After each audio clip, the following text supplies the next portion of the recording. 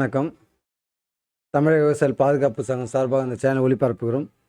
இனாம் நிலம் இயக்கத்தின் சார்பாக அறநிலைத்துறை, அதாவது மாண்புமிகு அமைச்சர் ரமேஷ் அவர்களை சந்தித்து இனாம் நில பிரச்சனைக்காக தமிழக விவசாய பாதுகாப்பு சங்கம் சார்பாக மனு கொடுக்கப்பட்டது.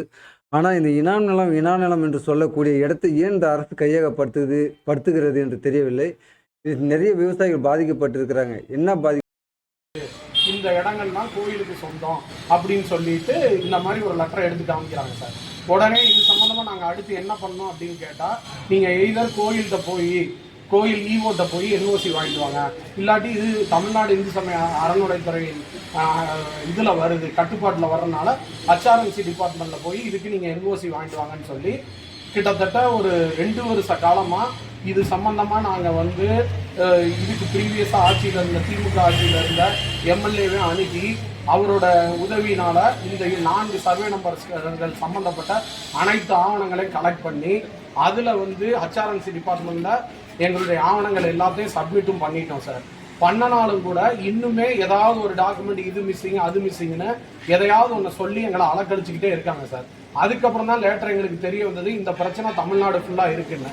இப்போ ரீசெண்டாக தாவேகா அரசு வந்துட்ட பிறகு இப்போ கரூரில் இதே மாதிரியான ஒரு பிரச்சனை நடந்து இந்த இனாம் நில விவகாரத்தில் இப்போ ரீசெண்டாக அவங்களுக்கு ரெஜிஸ்ட்ரேஷன் ரெஸ்யூம் பண்ணிக்கிறதுக்கு அலோவ் பண்ணியிருக்காங்க. காரணம் அவங்க அந்த மைனர் இனாம் ஒழிப்பு சட்டத்தில் அவங்களோட எல்லாத்துடைய பட்டாவும் தனிநபர் பெயர்லேயே 1963 மேலே மாற்றப்பட்டுருச்சு.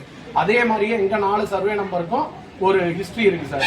எங்களுடைய 320 மற்றும் 321 சர்வே நம்பரு 1961 அன்னைக்கு இருக்கிற கவர்மெண்ட் ஜிஓ போட்டு இந்த நிலங்களை கோயில் வளர்ச்சி பணிக்காக HRMC கமிஷனரோட ஒப்புதலோட அந்த புரோட்டோகால்லாம் ப்ராப்பராக ஃபாலோ பண்ணி எல்லாத்துக்கும் பொது இடத்துல வித்திருக்காங்க சார்.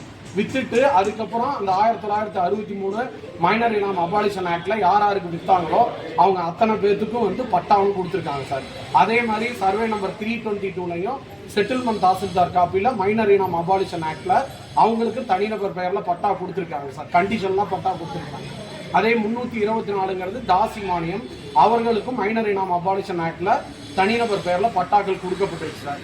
அதுக்கப்புறம் ஃபர்தரா எங்களுடைய அடங்கல் ஃபசலி காப்பி, அதுக்கப்புறம் 1984 UDR, இன்னைக்கு இருக்கிற தமிழ் நிலம் ஆப்ல இருக்கிற கம்ப்யூட்டரைஸ்டு பட்டா சிட்டா அடங்கல் எல்லாத்தையும் ஆய்வு செய்தாலும் இன்னைக்கு கரண்ட் ஓனர் பேர்ல தான் பட்டா சிட்டா அடங்கல் எல்லாமே இருக்கு.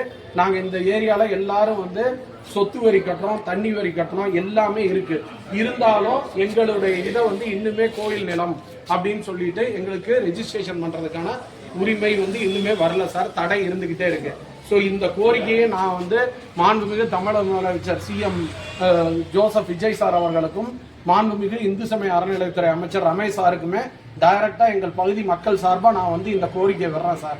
நாங்கள்